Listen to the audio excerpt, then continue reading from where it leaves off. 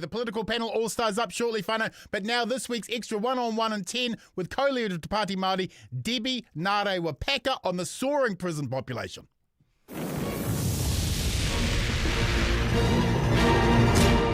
Kia ora, comrade. Welcome to the show and thank you for being available to the Fourth Estate. Your democracy is grateful.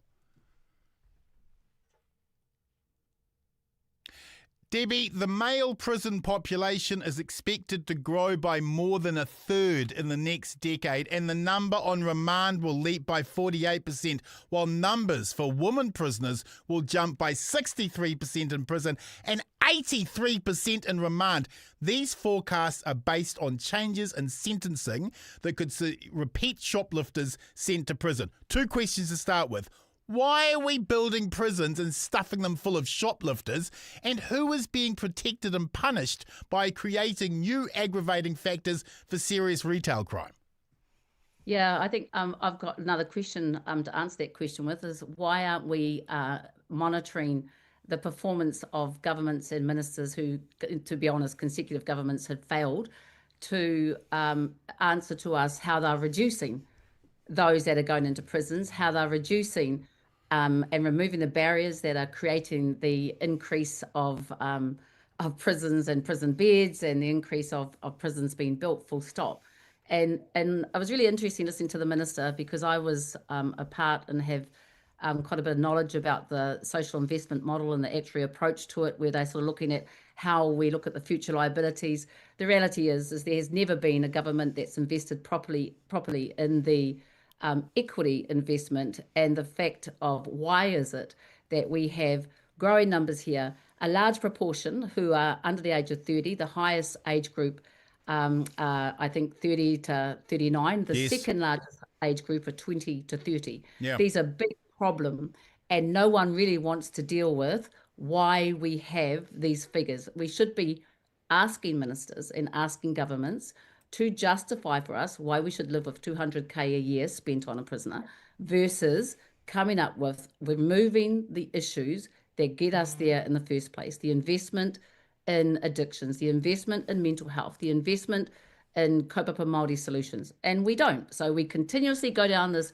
revolting cycle where you and I discuss about, what is the next reason that we lock more of our people up. Prison your way through justice is not justice. Amen. We seem to have a very race-based approach to crime. We have young, disillusioned Māori and Pacifica causing retail crime with exploited migrant Chinese and Indian workers, while the white suburbs gasp that something must be done. Who is influencing crime policy in this country? Well, I think if you were to look at the stats attached to a typical person in the hinaki, in the prison, and a lot have had almost 10 agencies involved in their lives. Right. 10 agencies. So if you want to look at who's underperforming, you need to ask yourself, as a government, why are we paying for this agency, this agency, this agency? We've got a huge population of 15 to 24-year-olds that aren't in education. They're not in training. They're not in employment. That's a continual cycle. Right. And then we end up with this intergenerational equation where we sort of keep saying, let's just lock them away and build more prisons, which is why we've been really opposed to prisons. And I know it absolutely, it was almost like, ending apartheid in South Africa. Oh, good, look, Māori Party's got to let all the Māori, criminal Māoris loose. It's actually not about that. It's actually about investing and having equity investment in the issues which are often attached to poverty, which are often attached to the high stats that we see of those who go into prison who aren't, registered with health providers, who aren't getting any subsidised health, who are failing in education, undiagnosed for multiple disabilities. Right. And so if we could just turn the lens there as a nation, and indeed, I like the fact that this government has taken a real focus on victims. Absolutely. We should always have fewer victims, but we should also have fewer offenders. And a safe community is a community that addresses the issues that get us into these situations and these cycles from the beginning. If you are shoplifting repeatedly, you either have a mental health issue or a serious poverty issue. How will going to prison help either of those two issues for that shoplifter? Well, it doesn't. And that's where this as a nation, and my tupuna were the very first to ever experience the New Zealand justice system, and its whole purpose was to lock you away and Right. break you. Right. And so you won't ever come out with whatever the reason. And we've got the stats that show head injuries, mental health, addictions, alcohol, fetal, all sorts of issues that, again, as I said, have been identified and Yes. have been part of the system. Yes. When we talk about systemic failure, these are perfect examples. And it's not Debbie, talking from an uninformed perspective. Oh no, this is the academic bloody research.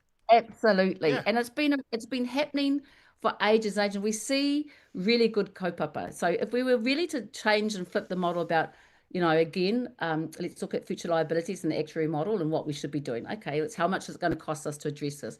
But the reality is, until we have an equity lens on issues, it doesn't matter what you put into here, because we've got a whole generation and continual intergenerational issues that are going on that aren't building a safe country. Right. Everyone wants a safe nation, a prosperous nation, and a nation that respects tangata whenua.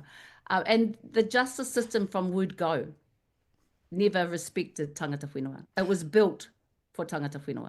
It was built to again oppress us. We know prison population rates are a Māori issue because Māori are overwhelmingly the vast majority of the prison population, despite being only 18% of the general population. How much of this is a feature of colonialism, and how hijacked by the rednecks has law and order become in New Zealand? I think it's hijacked because it's just too hard to really understand. I'm really disappointed in the Prime Minister's, flippant way of not understanding what real communities like I live in are contending with, and they're not. And I'm going to say this. So you look at the stats for someone that gets inside at 25. Yes. From 15 to 24, they were on some agency radar. Yes. You don't just wake up in the morning and go to prison. Life can be tough. And if some of these, not circuit breakers in some of these communities and some of these, bad cycles, and addressing, again, addictions, whatever the health disability issues that are continuing with, if we don't come up with substantive solutions, then we continue down this really sad, destructive path. Now, here's the real dilemma for Aotearoa. In 30, 35 years, don't quote me there, it might be even less now, we're going to have a different demographic in Aotearoa. Yes. And we're going to have a lot of those that hate Māori at the moment, age and reliant on this larger population of Māori Pacifica adults. And we have a responsibility now to think about how we make them be the best adults so that they're actually fully engaged and looking after the older generations, and there's a better social cohesion as a nation. There's a better understanding for who we are as a nation. But right now, locking them away and not addressing the failures that, like I say, 10 agencies, Oranga Tamariki, MSD, let's name Ministry of Health, let's name them all, have done, is actually how we're going to continue to have this pile up at the end. And it's really worrying, because I know they're not easy solutions. And I know much smarter people than me have talked about this, but we do need to address it if we want to have a nation that's going to be keeping communities and people safe and well and able to reach their full potential. Preach. Finally, Debbie, many voters who want to see this government be a one-term government really need hope this year. Has the Pāti Māori decided on an MMP strategy to take to the voters of the Māori electorates for election 2026? Because candidate vote to Pāti Māori and party vote Green Party would generate an MMP overhang. I think we have a taonga. Yes. We've been very, very blessed to have the taonga that we have as Te Pāti Māori. And at times you have to do what's right by that taonga and for our nation. And that requires being better than the other parties whose egos can't let them think smart. Yes. We are going for the candidate vote, and we are saying to our people to put the best party forward. You know what our relationship with the Greens are. Yes. And that is the cordial that we will continue to develop and talk to our people about.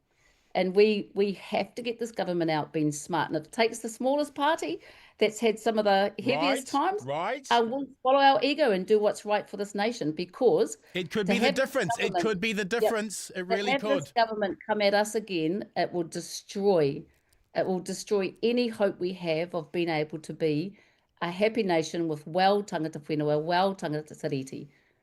So, we will be smart about our messaging during this campaign period. Thank you, Comrade, for sharing your insight and oversight this evening. All power to your arm. We'll see you again next month.